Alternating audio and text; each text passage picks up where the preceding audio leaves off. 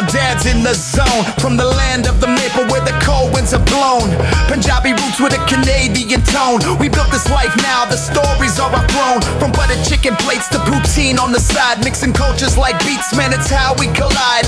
Old school wisdom with the new school vibe. Brown dads on the mic, watch the worlds collide. Three brown dads and we keeping it real. With laughs and some lessons in the cultural feel. Grab a chair, take a seat, let's break the seal. This is the podcast you never knew you need to heal.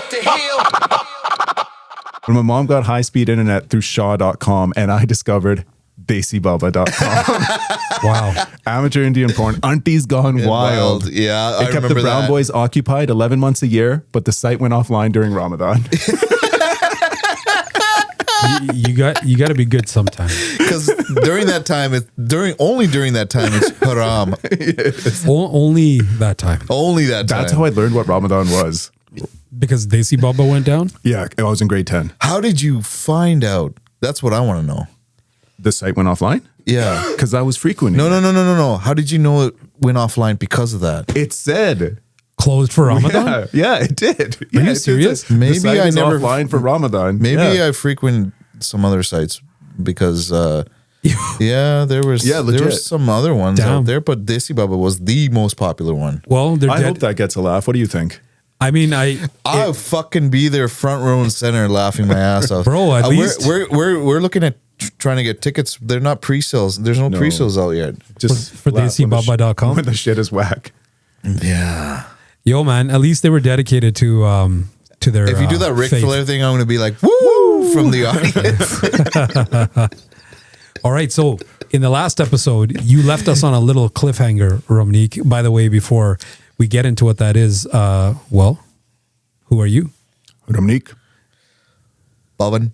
And Patwant, we're three brown dads. Should we say our parents as well? I feel like we should say Yeah, let's do that again. No, let's do two versions. Our parents in India and our parents here too, the neighborhoods in my woods. Okay, we'll do two intros. Okay. And we're going to not edit any of this out. Okay. All right. And you are... Ramneek. Sahabana. And you... Pavan. Kele. Patwant Singh. Gaon ke Kalan.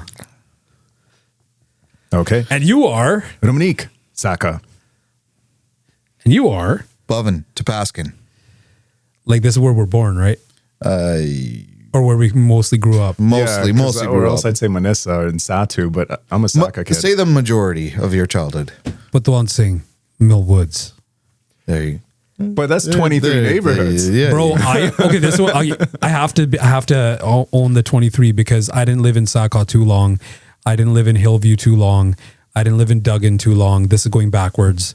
And then going forwards from Saka, I didn't live in this area, Creeks Crossing, too long. I didn't live in the Maple Crest or Tamarack or and as soon as you cross east of 34th Street, right now we're in Mill Woods. As soon as you cross east of 34th Street over there, you're out of Mill Woods. You're in Meadows. Yeah. And so technically we live in Meadows. Meadows, yeah. In a bigger thing. So Pavan's my neighbor as well, pretty much. Meadows is where the houses burned down during the Wali. Yeah, they do.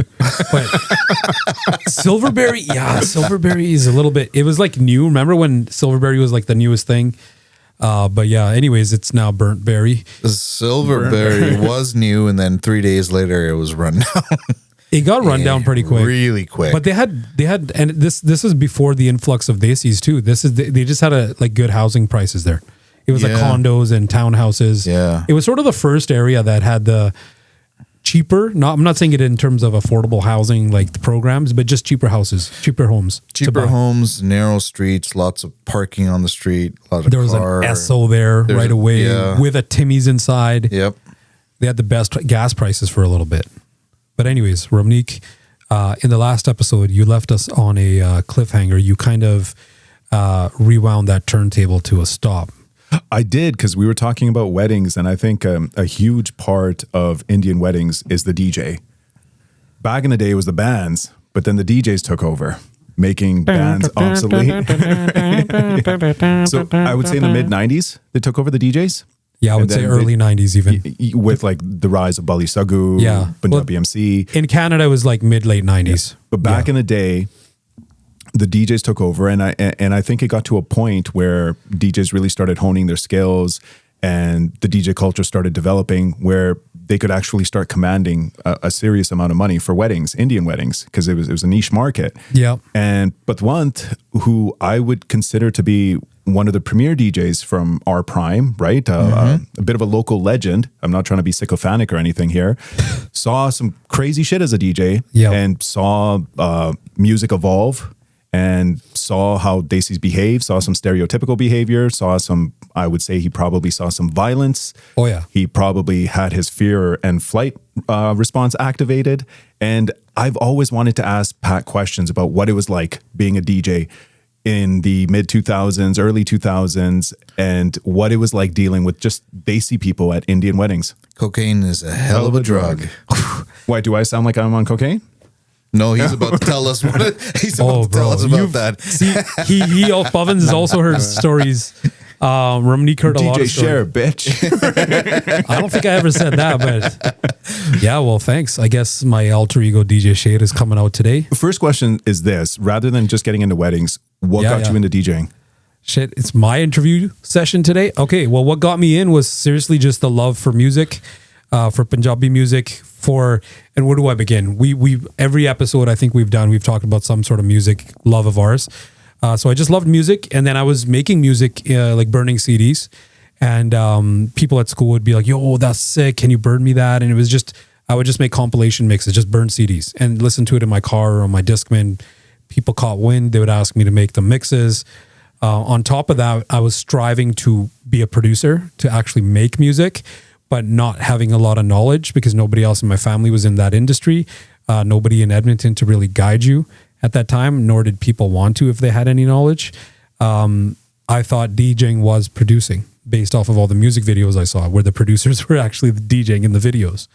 And so I went to a place, like a music store that no longer exists. And what was it called?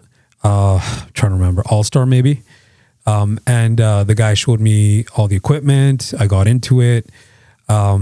Before that even happened, because I forwarded a little bit, I was literally in this same room we're sitting in right now. I'd put my dad's home theater stuff together. So I had a love for sound. My dad would teach me how to set up the home theater, how to wire things, how to route cables properly. That has an element coming up in the story. But so it's kind of started with me just messing around, trying to set stuff up at home, then going to All-Star and like looking at what was for sale. I got to give a shout out to Gurjeet Banesar. He was with me for the beginning of this journey a little bit, as well as the toll player in our little unit that we had. So I got to give him a shout out. He's a fellow Titan like I am, Harry Inley. Yeah, fellow Titan. I've come there and played toll with him before. But anyway, so then I figured it out. I'm okay, I need this equipment, I need this. Then I had to use my ear because as my boy DJ Reminisce Aman Panesar says, we didn't have the auto sync button back then. No, we didn't. And so you had to learn to beat match with your ear. So I kind of came in when there were still cassettes, but I opted to go with the CDs. I didn't go to vinyl, right? Like you could have done vinyl, but I think vinyl, the true vinyl DJs kind of had their hand in it, literally. Vijay for sure, man. Like probably the best turntablist I've heard. I'll give Aman Panesar another shout out with that element of things, but he kind of stopped for a little bit. Vijay's going strong. I'll give Vijay a little shout out too, because he's UK level of turntablist for UK Punjabi music. Anyway, so that people who were doing turntables and things like that kind of had their hand in it in the 90s or went and opted to learn that craft, but I didn't have time. And I didn't have the manpower, other DJs with me. It was me and Gurjeet at the beginning. One guy was doing the music, one guy was doing the toll. So we went the CD route. And I already had the encyclopedia music collection in my head. And so then I put it all on CD, made special CDs for DJing that were literally like just hits after hits because the CDs were specifically for DJing. And when I started, I had like 20 CDs, not even 10 CDs. And they had to be like, what's the right word? Concentrated with hits to be able to use that few CDs to DJ a whole reception, for example. That's sort of, I guess, an overview of how I got into it. When did you realize that you could actually become a DJ? I mean, I don't know if I realized I could become one. I just did it. I didn't like think, I didn't have too much thought of like, can I do this? I just did it because I'm the type of person, like if I'm going to do something, I'm just going to go and learn it and do it right away. I took courses, I took classes, I went to Axe Music even back in the day to learn a little bit of like sound engineering. I didn't really realize this, but my dad kind of gave me the gift of teaching me how to route audio by setting up his home theater and making me do it. He knew how to do it, but he was getting me to do it because he wanted to teach me about it. And so I just never had that, can I do this question in my head? I just did it because I loved the music. I knew the music. So I was like, okay, let's play it for people now. Let's see. Then I learned how to actually DJ, technically speaking, beat matching, mixing, that kind of stuff. I learned that on the spot, as on the fly. As you were performing? Or? Yeah. Okay. What year did you have your first gig? Officially, I would say 2002 or 3. Was it a wedding? Was it an event? No, it was just like a community event. It was a Desi community event. It was just like a group of like uncles that we all kind of grew up with, Gurdwara days and, you know, those like cultural associations, whatever, those things. The Baba Center? Yeah, just community guys. They're like, let's do a community event. We'll just have like our people together. Pangra ponne, Desi food khane. It was all, and it was in, I think my first place I officially DJ'd was also Maharaja. Shout out to Maharaja. Yeah. I got a question because we're all around the same age. Yeah. So you were making mix CDs. Yeah. That was an art. When you were downloading those songs from Napster, Kazaa, LimeWire, it took time. Bro, I even bought them, ripped them to my computer. And the CDs? Yeah. I have purchased. So what I would do, going off on a tangent, is if for example, Sukhshinder Shinda, right? He was one of my favorite guys. Back in those days, still respected by me. I just don't like his content now. When he was more of a producer, you know, like Chak De Bolli, Lal Chude Waliye. From the 90s is immortal. 90s, the Binda Jat stuff. early 2000s, Nachdi Di Video Banoni in London, all those things, right? Yeah. That Shinda, for example, his albums when they came out, immediate purchase, definitely downloaded to hear it. That's how you sampled the sound, right? It like, boom, it came out. I downloaded it. If I liked it and it was actually released here, obviously sometimes they were routed through music waves and whatever, that's a whole other can of worms. Then I purchased the CD too. When you purchase the CD and you rip the CD on your computer, you get a 320 kilobytes per second, kbps. Yep. So you get the high quality. And so when you play it, that's another little thing that I kind of feel like some DJs care about. I did, is sound quality. Yes. So I play shit off YouTube. Available on iTunes. Anyways. Yeah. So, you know, I used to purchase the CDs too. I didn't just only download, but yes, I would make my own mixes. But sometimes those CDs would not be the originals. I made sure they were because I wouldn't buy it. Why would I drop the money? With the watermarks, yeah. So you would try to relay how you felt for a girl, right? Sometimes with mixed CDs. Did you ever do that? No, you never did? I did it after. What were your heavy hitters on your mixed CDs? The ones that you impressed people with? I think back in those days, it was a little bit of B21, Balwinder Safri, Surjit Bindarakia was big right then. I think it was just... I just started around the time of Dera Yaar Bolda then, right? Yeah, just after like Malang Baniye and those APS remixes. DJ APS was huge those days too. Yeah. Hi handsome. were they all dance floor hits, or did you add a few? No, there was things like here and there that you found. Well, I had some Senti songs on there. Let's just say, yeah, some like slow jams because I didn't care. I was just making them to listen to, right? Just to chill. Yeah, there was like you had like Balwinder Safri hits, right, and then you have Mukeet Singh Boliyan. Right? The one where he's like, Mere Ram Jindadi, Mere Saas Di Allah Tanu Chadel Chumbadi, like that kind of shit that people here didn't listen to because it was UK stuff. I did want to ask about that because the bulk of the Desi community here was getting their music from Vision. Yeah. From Des Perdes. Mm-hmm. Yeah. And I remember seeing Shin on Des Perdes. You'd see Mulkeet. Yeah. But you weren't seeing Juggy D. No. You weren't seeing Rishi Rich. Never. So where did that develop from, the interest in that music? Because it's kind of niche when it comes to Edmonton. So ironically, Edmonton had that music available in their stores.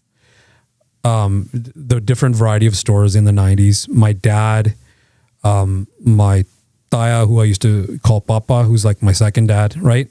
So my family, let's just say, the elders used to buy music. My dad, see these albums on the wall? The listeners can't see them. It's Gurdas Man's debut EP and A.S. Gang's Giovanni, right before he went to Punjab and recorded Giddandi Rani and Giddivicha. And these are vinyls. These are my dad's. So my dad was a lover of music. You and him could talk Bollywood all you want, right? Like you can do like 8 episodes right now just with him. So the love of music was already in my house. These albums, these are all vinyls right on your left side there. Some of them are actually religious vinyls, which are even harder to find. I also see the Police's Ghost in the Machine.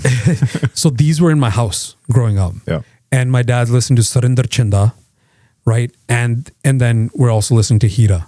My first concert I ever went to was Hira, 1986 in Winspear Center, right? So I grew up with this. And then my Tayaji's daughter, she would get, because she was a little bit older, and my family was also kind of British in a way. So they would go to England and stuff. They would bring back like the Premi, the Shake Your Pants. These cassettes were in my house. I was listening to these as a kid. So that's sort of where the Englandi part came in, because we have that connection. You've traveled with me to England. You've seen my mossy there.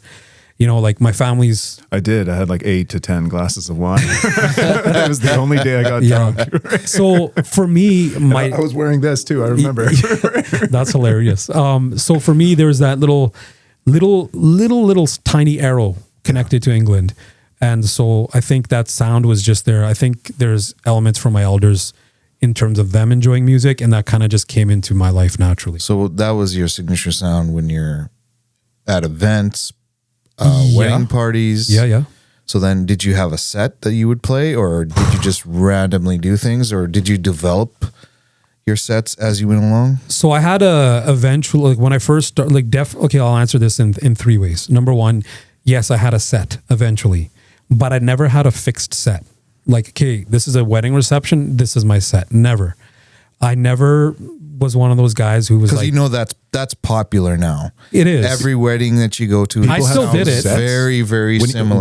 When you say fixed sets, that means they're not improvising based on the crowd. No, I had to improvise. But that's cheating. That's not a DJ. I agree with you. Exactly. So every event, I DJ'd for that crowd specifically. I won't say which DJs, but they're very predominantly well, you know, in BC. There used to, and there's a few, you know, mixtapes that used to come out, right? A lot of different groups used to make mixtapes, and then the DJs would just play the mixtapes, and it would just be the whole mixtape. And then you can hear the available on iTunes. That was when they would play it right off their laptop, off of YouTube. But that was way later. So what I used to do is like, okay, cool, somebody booked me. I know these people, or maybe I don't. But if I knew them, I kind of knew how they were. I knew how the family was, if so, because it was a smaller community back then. Then I'd play stuff that I knew was safe. I'd always start with some safe stuff, like just bangers, right? You know, you play the bass safe things like Das Jamilane, things like that. And you just you have to kind of get to know the crowd too. Typical dance floor hits, right? Just to get the crowd warmed up. Yeah, you play a few and then you realize, okay, these guys don't like Punjabi music. They want Bollywood music. And then you have to go into that route, right? Or you notice, like when I first started DJing, you would notice, and this became kind of like I would call it a template, not a set, that you would start with a few hits, then the guys are going to go and drink. And then there's ladies there. So you play the lady songs, you know, like Al Ladkawariyan, right? Stuff like that. You play that kind of stuff. I hate Dela Gera so much. Overplayed? I just don't like it. I don't like it. It's overplayed. I just think it sounds like the guy's a rusty trumpet. But good songwriter though. Yes. And so you would play the ladies stuff. And then Vich, you know, with that, a few dudes with their husbands would come or their kids would come. And so you drop a few hits, some bangers, right? Like Captain Pankadeda back. I was talking about back those days. Jazzy's is always there, right? Yeah, Surma Nog.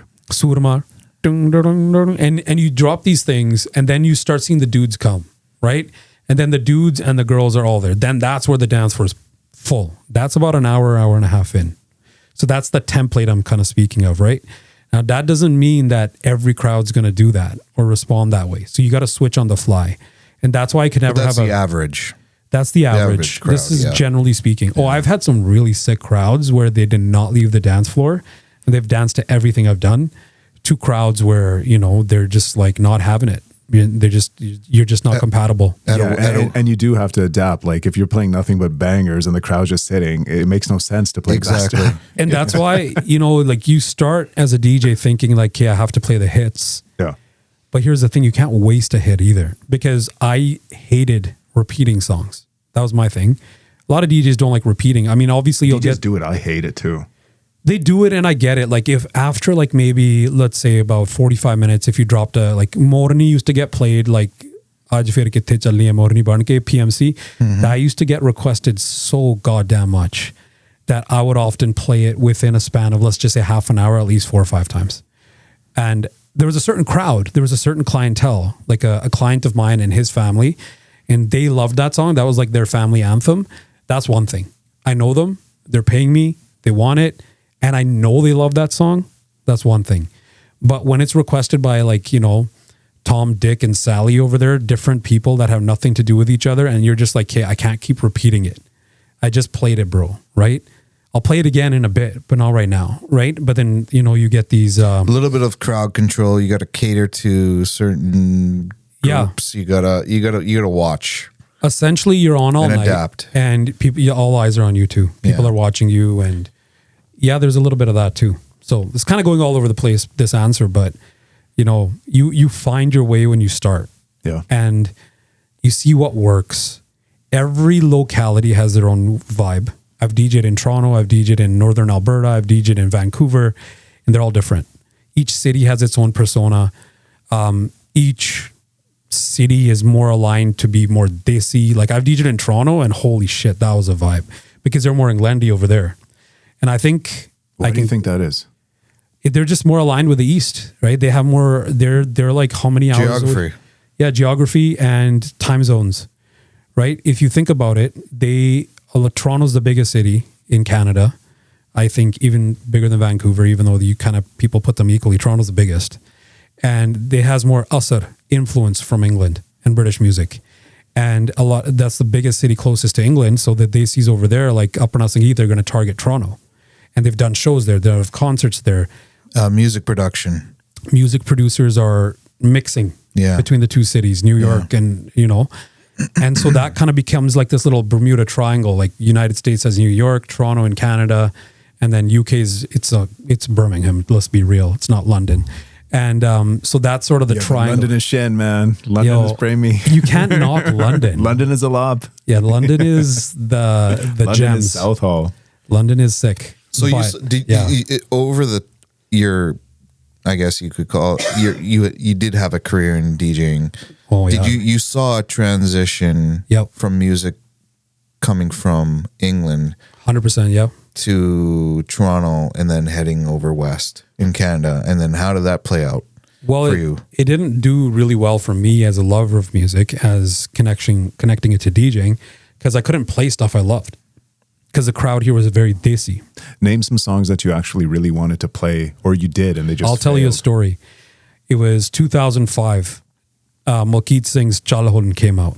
The whole album. Midas Touch 2. 2003. Yeah, okay. I have my dates wrong, but whatever. Something like, I've been doing this forever, right? Yeah, you're right. It's 2003 because Under the Influence came out that year too. Yeah. Hanji, yeah, Bali Sagu. Okay, so I dropped Chalahun, right? That it's a desi boli, it's a wedding boli, chitte chal, and I drop that. Everybody stops dead on the dance floor, just stares at me. And I'm like, bro, you guys were singing this earlier at your other event, the Ladies Sangeet, 2 days ago. And they're just staring at me. And this is Malkeet Singh. Yeah. And I'm just like, King of Bangla. And I'm like, yo, but here's the thing. And this is something you learn and adapt to on the fly. The album came out days before I played it. Like not even, it was the same week. Because I played stuff as soon as it came out. But people Had the music video appeared on Des Perdes yet? That's where the trick is, right? And so if that doesn't happen here, and you learn that slowly, then it doesn't fly. If there's no video exposure, because people hear all about videos on TV. That still happens. Yeah, it still happens. I'll drop a track. I'll go traveling to Kelowna. Yeah, or nobody knows BC, and I'll drop a track, and they're like, we don't know this. And then weeks later, they're playing it, and I'm like... Nowadays, it's changed because you can get it on Reels, on TikToks. But still, the promotion's always based off of the video. Yeah, like traditional. Not every good song has a video. There's only one song in recent time that without a video, for lack of better terms, flew off the shelves, and that's Schedule by Mani Sandhu. Yep. Degi Pannu. Yep. When that came out, there was no video originally, and people just knew that song. But anyways, so that was Chalhorn, Malkeet Singh. I dropped it, and everybody's just dead ass staring at me. But anyway, they're just looking at me, right? And I was like, okay. And then eventually later that summer, the people caught on that this is a crazy mega hit by Malkeet, and they were dancing to it. But it was really strange for me knowing that this is a big song, and people are just like staring at me when I dropped it. How'd you transition? What'd you transition into? What did you do? I had to do some stupid ass, like go into some like Apana Punjab with something. You always have like, it's almost like thinking of a cowboy with a gun. Mm-hmm. You always have a revolver with 6 songs that are always going to work. And if you need to pull them out to save your ass, you have to pull them out to save your ass, right? Apana Punjab at that time was one of those. For some reason, Dasja always worked. Tol Jagiro that always worked. And this is like early 2000s, right? Captain Pangreda, did I say that already? No. Okay, Captain Pangreda was one of those. Kushiyan by Sukhshinder Shinda a few years later. I hate that. I don't like that. That was a starter. It was a starter. And it used to be like, it started almost every party. It's a starter, but it's slow. Yeah, it's just doesn't feel. Tempo-wise, it's pretty slow. So, I mean, that's kind of one of the biggest things that stuck out to me. That Chalhorn, that day that I dropped it. Yeah, and it failed. It failed on the spot. Well, it didn't fail eventually, but that day it did. And I used to get the music from England too right away. And I had that Englandy touch because I liked the music. Yeah. I think I can confidently say, I don't like talking about myself like this. You guys confirm it. I'm not saying it for confirmation. I'm going to say it, and then you guys say if it's true or not. I was known as the guy who played Englandy music. You were? Yep. Joss even talked about it. Yep. You were the Englandy DJ. Yep. And some people hated that. Even on the radio. Yeah, even on the radio, I guess. And some people hated it, and some people liked it. And so I've started realizing who my crowd was. Do you think maybe it also depends on the vibe of the wedding? Like if you're at a wedding house and you guys are all vibing to a song or particular vibe, you guys, there's particular types of music playing, and that becomes a standard. Yeah. Then that sticks. I think it's based off of the majority of the crowd. Yeah. Right? Like if it's all young guys like us, no, we're not even young, but like people born and raised here, well, that's what I mean to say. Then you're going to hear more like mixed stuff. Yeah, like when Sidhu dropped that album. Yeah. That's all I heard. I heard that vibe. Which one? Moose Tape? PBS. How High? How High? How High? The song How High? Yeah. And then that one changed the game. That song changed the game. Yep. Now that's roughly right. It came the same summer. It came the summer that I got married, and that was the first summer after I stopped DJing. Because I hung it up when I got married. You hung it up? Yeah. Pat, I got a question for you. Yeah. So your childhood story reminds me of a story when I'm not a DJ. RJ, yeah. I was a radio jockey. Yeah. But I did play music at this one Sangeet. It was a gig for my mother-in-law's friend. And it was one of the worst experiences of my life. It was so difficult because we played Jagoya, Malkeet, and then I transitioned into Chalhun, which is a banger at that time. 100%. It is 13 years old. Yeah. And by the time Malkeet's Jago comes out. This auntie comes up to me, walking with a limp, right? A dangada, morti. And then she says to me, oh, everybody's complaining the songs aren't good. I've heard that so many times, It's the second song. And then she asked me to play Premi Zotina Otina, right? And I get upset. So I have a temper. Right? Yeah. I have a stereotypical Punjabi temper. I'm like, oh, Ghana 1989 da. Right? Yeah. Right? So then Ruby tells me I need to chill. And then I figure out what this is. This is just the auntie show. And they just want me to play Chitte Sute fucking 3 times. Oh my God. So these aunties showed me what it was like, but I never dealt with the machismo, the bravado. A Punjabi machismo is a different kind of monster. You had to deal with that. How do you deal with this crowd? I dealt with the aunties. I think there was 2 summers where I had so much fun at Ladies and Geets because the tempo of the Gidda tempo, that, I love it because then you can mix like some cool shit in that. Like Pump Up the Jam by Technotronic, and nobody knows it's even happening except for me. And nobody got upset about that? No, because they didn't know. Fits the vibe. Yeah, I was just dropping Yeah. like The same tempo. Same, that's happening with like a ladkawariyan, and nobody knows what the hell's going But there on. had to have been some aunties or some men that 100%. harassed you. Oh, bro, I've gotten harassed by aunties, men, even little kids who thought they were the shit. And even Babbe. Babbe, I gave a little more respect to because they're Babbe. But some of them I didn't give some respect to because they're drunk Babbe. But you know what I mean. So I've dealt with them all, bro. Like crazy aunties to crazy uncles to guys who are literally gangsters, like actual gangsters, to guys pulling out weapons in front of my face. I've seen it all. Like, Over you not playing a certain song? Yeah. are you talking about Maharaja? I'm talking about this specific dude from Toronto. Pulled out, he flashed a gun in his belt Of course he did. at, that was at, what's the one near Capilano? Hall? Yeah, the hall. It's called Palace? No. No. You know the one I'm talking It's about. the one with that used to have the steps. Yeah. Yeah. The It still hell's that one does. called? I don't know, Capilano Banquet Hall. It was, it That's had what a my few sister names. got married. I forgot what it's Yeah. called. Yeah, that one. Did they change the name? Yeah, they Yeah, I changed the think- name. Yeah. I think they did. I thought it was called Palace now. I don't know. No, Palace. I don't know. There's But what was Royal it? Palace. Royal Palace. What Yeah. was the request? The guy wanted something, I don't even remember, bro. And it was a song that was fine. And I was like, yeah, I just played it. It was one of those, I just played it moments. And I was like, I'll play it in a bit, right? Like, you know, like there's still chicks on the dance floor. It's not a song for girls, right? Like the ladies didn't really care for that song. The guys did, the young guys, the drunk young guys wanted it. I don't remember what it was. I think it was Beat? something like that, man. And so I was like, yo, I'll drop it. Don't worry. Just, I'm transitioning into the next phase of the night. And I was like, I'll play it. And he's like, no, play it right now. And this is also the second last phase of the night, right? This is like not that last stretch where everybody's drunk and it's just bangers coming and bangers coming. This is the part before that where I used to kind of do a little bit of remixing as well.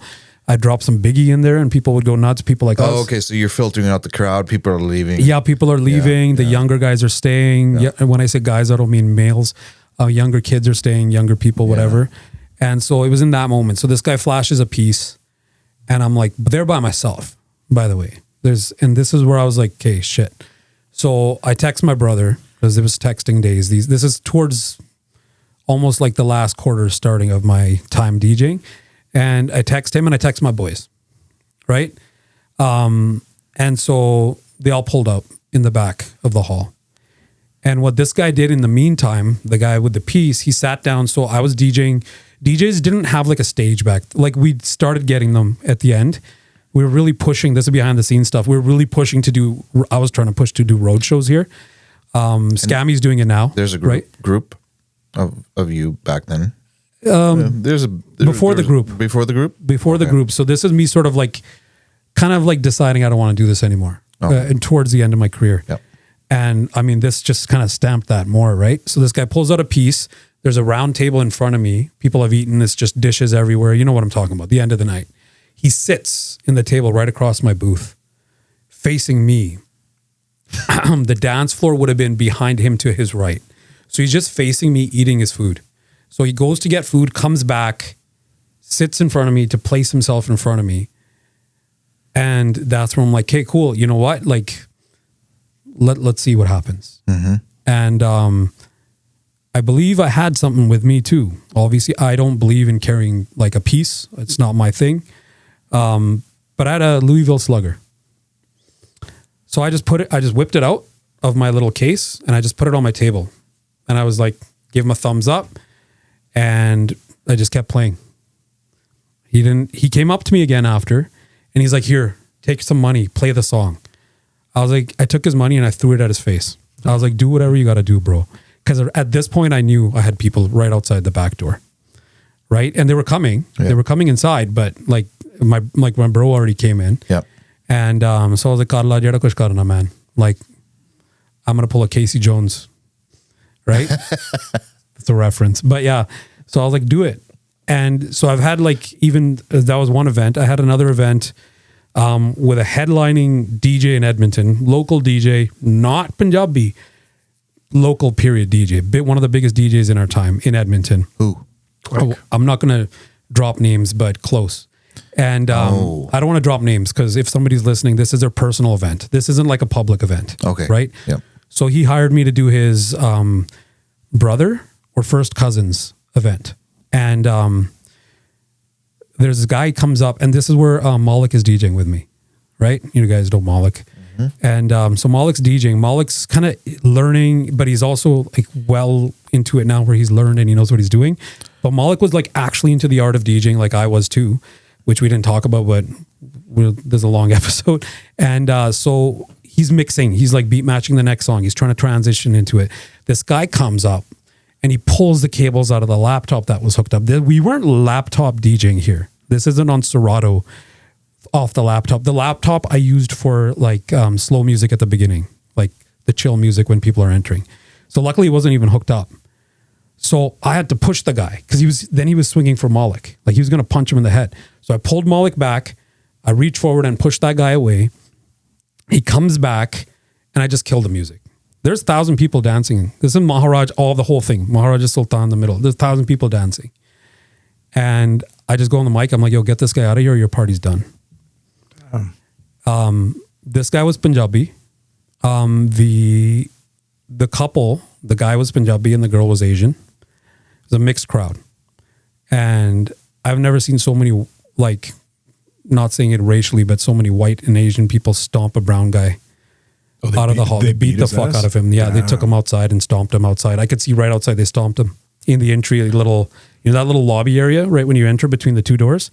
They stomped him right there. He asked for it. Yeah, and then I just continued. Dipshit, he asked for it. Yeah. That's something I've always feared, the threat of violence at a Punjabi wedding reception. I don't know how you did it for so long, man. What made you hang it up? What? Sorry? What made you hang it up? Getting married. Yeah? Not like because it was like a forced thing or anything. Not like a wife was like, you better stop DJing. It wasn't that. It was just like, hey, look, I know the lifestyle of the DJ because I lived it for 20-ish years. It's busy. It's busy, but like, if you want to get married and focus on your marriage, then those busy summers are not, I'm not saying, for me, they weren't the right thing to do, right? Like some DJs do it and they do it successfully and that's, wicked on them. I didn't want to focus on DJing. I was also done with it. Like you're hearing a story of closer to the time where I was done with it, right? I was kind of like, I don't want to deal with this shit anymore. Do you think age was also a factor in just the decline in music? I think the decline in music was a part of it, but not age. I can DJ right now. Yeah. I can pick up, like, I just need like maybe 2-3 hours. No, I'm not just saying, like, I'm not saying that you were deteriorating. No, not like that. But like certain genres, like Bhangra, hip hop, it's a young person sport. It's just the way it is, unfortunately. I don't think it was only that. I think it was what you said, but a different side of that coin. And what that was the taste of what people wanted. And I blame one artist for this, not literally, but one album came out, Yar Anmule, Sherry Mon, and that took the fun sounding music, like Ravi Ball, for example, the fun sounding Desi music, and made it just very bland. So Nick Tamu ruined it for you? Nick Tamu didn't ruin it for me because he also made Patiala Peg, and I liked that song. But it was the Sherry Mon element of the Nick Tamu on the song that ruined it for me. Nothing against Sherry Mon. Like his stuff was good. Nothing and people against loved that it. album. No, the album was good. Yeah. But that album was a pivot point, at least in what we were exposed to here. Is it Yaran Mule that did it for you, or is it Ate Di Chidi? It was Ate Di Chidi. Okay. But it was right after Yaran Mule. So Yaran Mule came out, fine, no problem. Yaran Mule also had like a double tempo, if I remember correctly, because I never cared to hear it again because it just comes from that time where I just like, this stuff is kind of not my thing. Everybody loves different music, guys. So just keep that in mind. I'm not knocking the song. I'm just saying it wasn't my thing. Yeah. Ate Di Chidi came out and I was just like, everybody just wanted to hear that album, the whole album. There was an event, one of those ones that you hate being at, kind of like that one that you were talking about, you did. And I played that whole album A to Z just because I was like, I do not give a shit about this event. It is one of those events that I took at a contract signed. I was obligated to do it. Event or wedding? It was wedding related event. I don't remember if it was a sangeet or a reception, but there was like 50 people there. It was like a small scale thing. Okay. And drunk guys, more Desi minded people, they just wanted that album. And they're like, play it again. I'm like, yo, bro, I could literally play this album over and over and over and it'll be an easy night. Honestly, I played that whole album out. I didn't do it like that though. I didn't just play it and hit next and hit next. Like I mixed it into other stuff, but I played the whole album. And I was like, yo, man, this is kind of, had I been patient for 2 years and then Sidhu Moosewala came out, I would have been happy again, right? This is why. But then there's also the rise in trap, right? Where the music is just so repetitive. Yeah, that's true too. But I would have had more fun with that with hip hop. Yeah. I would have mixed it. And I did towards the end of my sort of career. I was doing more mixed events. At the beginning, I did the Desi wedding. Like, I don't want to say freshy music or fob music, right? But that was never my thing. My thing was Punjabi, a little bit of Englandi. But you guys are my crowd. You did have some fob elements too. You love Bin Rakhiya. I did like Bin Rakhiya, but if you listen to how I mixed it, it was never just like 8 straight Bin Rakhiya songs. Yeah. You know what I mean? I did like Bin Rakhiya. I love Jazzy B. I like Desi songs. You like Sardul. 100% I love Sardul, right? Yeah. But, Hold On, We're Coming Home by Drake or Going Home, whatever. But again, mixed with Gangana by Dr. Zeus. Yeah. Which one? Acoustic? Yeah, I would drop the acoustic with that Hold On, We're Going Home beat in the back. Then I would play the other Gangana with like the and then the Cam Frantic-ish sound. Although that Tumbi is another person. I forgot his name right now. Why is it slipping my Dave Raj Jessel's Tumbi? Dave Raj Jessel. And so like, that was fun. Like there was events where they were mixed. I'm dropping Biggie, Hypnotize, mix it with some Punjabi song. Morni with Biggie. Have you heard that before? Like shit like that. I think you have played it for me. Maybe. Yeah. And so that's where I would have fun. I would say there was about 60% of my career where I had a lot of fun. That shows in your music production. Yeah, maybe. Yeah, but it's also another thing is just like when I stopped enjoying the music, I stopped DJing. Simple as that. Like I wasn't vibing with what was coming out. There was like a little lull when Sherry Mon took off. Yeah. That's why I don't play music in public events or I don't see that the story you that story that you told us about you DJing a small event. I would never do that. Yeah, like I'm not trying to be ableist, but Nangma ke torti sigi, what's she gonna do? Huh? Yeah. I don't really care. She can't dance like Tina, no? No. But they used to like I've DJed for all that same crowd too. You know what I mean? Not literally, but they would go and get their husbands or their kids to come and talk to you. I went through the whole harassing the DJ phase. Harassing the DJ still happens, but not as much now. And I've even seen it in Surrey where like you go to the DJ, the security will pull you off. But they are celebrities in a sense now. Yeah, but not celebrity, but I know what you mean. Yeah, you know what I mean. Yeah, and there's one DJ I heard recently where I was like, yo, this guy's mixing proper. Like after a long time, like exclusions on like a few of our local guys. I'm talking like external to Edmonton. One time me and Scammy D, we're talking when he came on the radio show with me one time. He was like, yo, Pat, I believe our city has the best DJs. I agree. And underrated.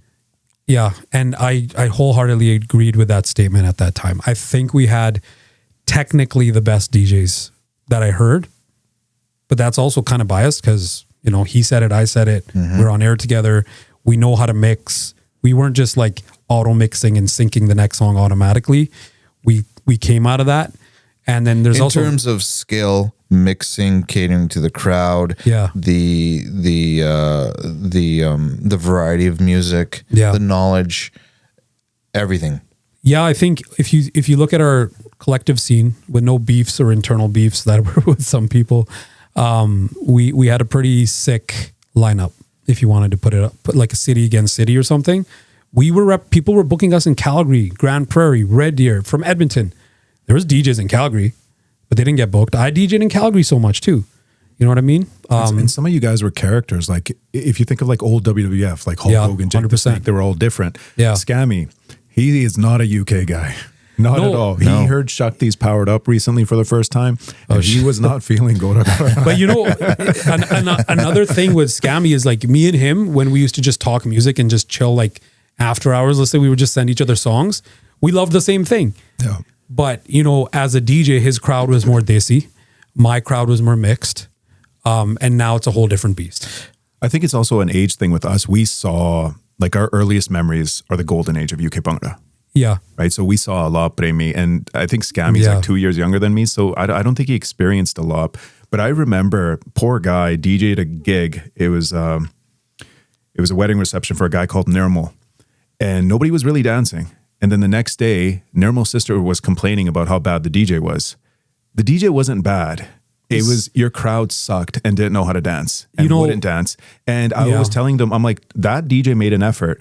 He even dug deep into Twin Beats, Sounds of Punjab. Great album. Yeah. A song, I think it was called Nanke Vidadke. Yeah. It has a kid, it has a character named Nirmal in it. Yeah. So he dug deep and nobody picked up on that. Nobody gave a shit because nobody was dancing. And who gets blamed? The DJ, the scapegoat. It always comes down to the DJ. Like, I know personally Scammy. I know him not just as DJ Scammy D. I know him as Shummi from Saka, right? He went to Saka? He went to Saka, bro. Okay, He all right. lived like not far from your house. I didn't know him then. Around the back way. Anyways, like I know he has his musical knowledge. He knows his shit. He knows how to DJ. He knows the Desi crowd better than I know the Desi crowd. And you know, when somebody says that about him, I'm kind of like, I don't know, man, if you have your head on straight, because this guy knows his shit, right? The same way somebody would say something about Vijay. Like I've heard it about everybody, right? And I'm not going to repeat it on here. But people Vijay is the guy that DJ'd Rosie's wedding? Yeah, Rosie's birthday, 40th birthday. Rosie's wedding to Pat, to your wedding? He DJ'd Rosie's wedding too. Okay, but that was like the best set I've ever seen because that guy was playing Salinder Pradesi Jogi on the Kannavich Gata. I was like, what? Yeah. There's a reason, And Govinda and Ravina Tandon tunes. I'm like, yo, this guy's on point. Bro, I don't have to look far. And this is the thing with Edmonton, right? Like I could book Vijay, I could book Scammy, right? I could book Palle. I could book any of these guys here. And I would be in a sound mind as a once DJ, knowing that they got this. I don't have to think about it, right? And that's why, those are the guys I would go to myself. And despite us, one thing about Edmonton, like, I don't know if you guys have more questions for me, please ask. I'm going to hit you with a quick fire, but I have another deeper question after this one. Let me just say this though. Then I think we might need to take a washroom break because DJ's got to play. No, do quick fire quick. Okay, hold on. So one thing about Edmonton DJs, all of us, going all the way back to even, I forgot their name, but there was these old school like in-house DJs that used to DJ with cassettes, van. The Raj father, the Smos Odyssey. No, before even him. Long story short, every single one of us looked like competing DJs. At the end of the night, we all were at the same table, same booth at Denny's. Every single one of us. Kind of like the British bands. Yeah, bro. Yeah. Every single one. I remember one time. All-Star. The All-Star team. We were. And it was kind of like people thought we were all like hating each other. Even some of us made diss tracks against each other. Right? Are you serious? Yeah, I'm serious. man. Did you ever get dissed? Yeah, I got dissed. I also made a diss. I want to hear off air. But What was the best bar? Oh man, I can't remember now, but ask Scammy about it. Shout out to Scammy D. He made the diss track? No, just ask him about it. Right. I will not say anything else. But we had some fun in those days, bro. We were all young. We were competing with each other, but we always ended up at not Maharaja. We were all ended up in Maharaja too. The best was when we're all DJing at Maharaja. There's 3 of us in different sections of Maharaja. Yeah. And we just run through the kitchen to chill with each other sometimes and just chat. Which Denny's by Town Center? Denny's Millwoods. And we would all end up there with our like crazy milkshakes in those like tin cups, whatever. Eating the most heart attack worthy foods that you can imagine. But you were young, you were in your 20s. Here's a question. Yeah. I heard that a lot of DJs succumb to alcoholism. Just the culture, liquor's flowing, it's everywhere. Is this true? I mean, when you say succumb to alcoholism, you're saying alcoholism, which is the condition of being addicted to alcohol. Yeah. It's hard to say. I've seen a lot of DJs drink. One thing, not to toot my own horn. Like DJing inebriated. Yeah, I've seen it. Like, it's not just alcohol. There's weed. There's other shit, right? It happens. But some can do well with it and some fall apart. Did you ever drink while DJing? Never once. One time, actually. Sorry. One time. Don't ask Malik to tell you that story. Is it because it impaired your skills or just wasn't your thing? I saw it as I'm working. Yeah. And why would I be drinking while I'm working for somebody else's You're on the big clock. day of their life? Yeah. Like if I'm DJing your wedding reception, to me, and everybody's different, right? Some people work good with a couple of drinks. I probably could have, but I didn't care to.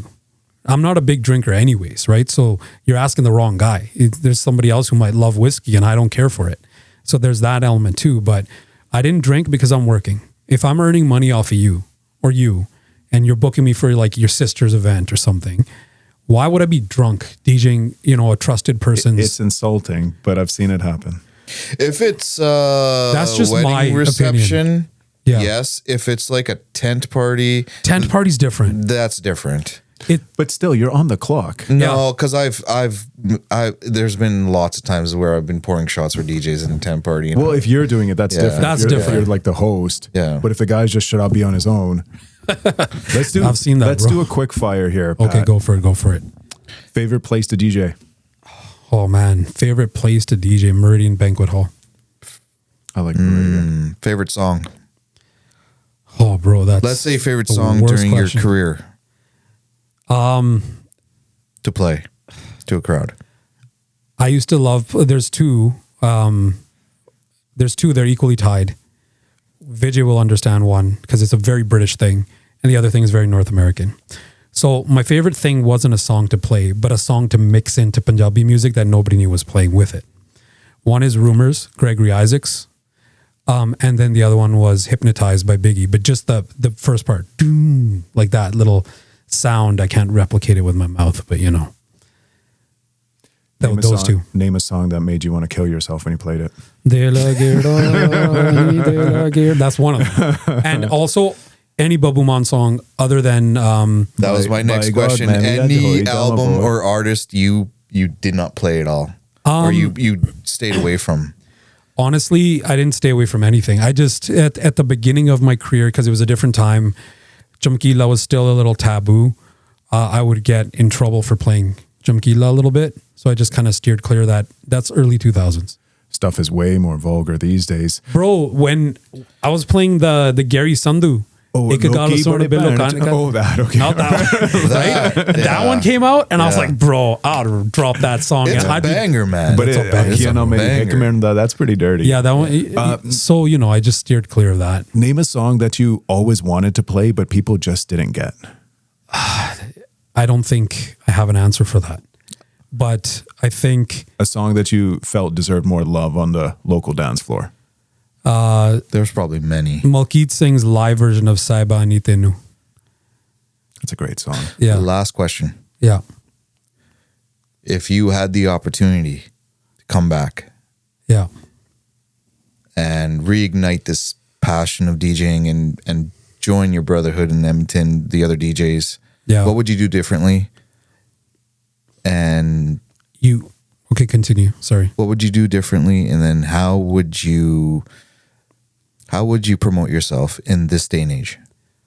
It might sound like I'm being cocky here, but I don't think I would do. You would obviously have to go with the times. You would have to have the sound system. And by the way, my sound systems were always clean. Nobody's ears ever bled after.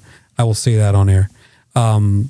Well, because of that paper right there, right? I don't know if any other DJ had a sound engineering background, but you guys see it. There's right Yep. there. There's Yeah, a yep. there's a legit. diploma in sound engineering. There's empirical evidence here. But I mean, except for one guy who was Jamaican, he did what I did too. But it's hard to say. I could come back right now, but I don't think with being a family guy I would. Simple. I don't need a dude pulling a piece on me having a little kid at home and a wife and elderly parents. I don't need a dude pulling a piece on me. Even if I'm confident enough in myself, you never know. It doesn't have to be in the same capacity as before, but if you wanted to dip your toes in, what would you do? I think I would do more just chill events if possible. I don't know if club events are happening anymore, but maybe stuff like that. It's mostly lounge stuff. Yeah. Yeah, Yeah. they are happening. I just feel like I'm too old for them. Pavan, I know you said last question, but I want to ask two more. Ask Just as two many more. as you guys I got want, man. another one. Okay. We have a whole 7-ish minutes before we go too crazy Yeah. long. Okay, here's a question. What would you say to a young DJ that's trying to get into the field? Learn sound engineering first. Learn the art of audio and levels and mixing and how to not make people's ears hurt the Okay. next day. And one more question before Pavan takes it. Yeah. If a DJ's getting into this, right? Yeah. Young DJ, 20 years old, name 5 Bhangra albums that you feel they should study to know the art. Under the Influence by Dr. Zeus. Legalized Punjabi MC. It's hard to name just 5, bro. Holy shit. I would say Midas Touch, both 1 and 2. Let's just pretend that's 1. How many more do I have? 2? Yeah. Man, you gotta do that to me. I would say Long Overdue, B21. And if I have to go a little bit, just folk and funky, Yeah. Jazzy B. Great album. Now, those are old, but those are the ones you said to study. Yeah. You need to know the art. You have to know the art. And there's so many more. And also, like, you know, some of the modern ones, they're more so singles these days, but you got to study the new shit too, to be relevant. Was that your question? Yeah. That was your last one? That was my last one. You can ask more, man. This is for me, this is my last one, though. Okay. And you might want to join in here. You said that you're probably done with the DJing career, but what I really want to see, like hands down, I want to see the return of you starting off creating your own mixtape, releasing your own EP. And I'm going to push that on you because I think you can do it. You've been pushing it on me for years, bro. But it's on the air now. Yeah. Either mixtape. When you say mixtape, do you mean remix? No. Or do you mean new stuff? New stuff. Okay. Like Raf's Rough Around the Edges. Yeah. Okay. Yeah. Okay. Which is basically an album. Yeah. Yeah. They're just mixtapes because they're rough. It could be an EP, but I need to see something. And I need to see DJ Sher come back. Yeah, I think, you know, if anybody's going to do a comeback, it's going to have to be DJ Sher, not Patwant Singh. Yeah, 100%. Yeah. Let's see, man. My kid's a little older now, and maybe it'll allow me some more headspace. It never does, I hear, but in different ways. He's a 5-year-old. The 5-year-old, yeah. Yeah. Woo! Yeah. Well, that's interesting. Is there more questions, guys? I can keep going. Go for it if you want. I think I can. You ever see nudity at a reception? Yes. I Say have. what now? I have seen a lot. Hold on, let me get. Okay, I'm gonna give you guys a weird analogy that's gonna sound like I'm being cocky and vain, but I'm not. What? That just reminded me of some drawings in Superbad, the way I said that, cocky and vain. I've seen everything under the sun. The DJ, this sounds cocky, but I'm saying it in the humblest way possible, but it's real. The DJ of any party is God that night, because he will make, or she will make or break that party. One slip, everybody loses their mind. Sound turns off, everybody's mad. DJ plays a stupid ass whack song, everybody's angry. DJ plays a banger after a banger after a banger after a banger, and you have memories for 20 to 50 years. And so the DJ is God that night. And God, as the analogy goes, sees everything. And I've seen it all on the dance floor, off the dance floor, in the corners of the halls.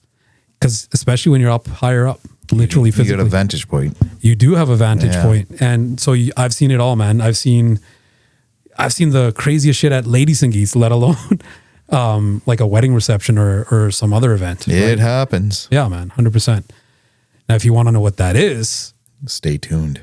I guess that's a great place to end it. But yeah, any more questions? I could go on forever. I know. Yeah. It was There's lots. Yeah. you know, Like the life of a DJ. I think this was a good one. I wanted The life to do of this a for a long DJ. time. You should write a book, or you should do like a you know, documentary, just this. Or you should do a podcast. or you should do a podcast. Yeah. Maybe we can do a podcast about this. Yeah. You know, I'll just add in there, just because we're talking about it and I've sort of opened this up. It's not an easy. It looks like it's glorified that DJs are celebrities. It's not always the case. The thing is, like, there's different types of DJs, and there's DJs in different genres.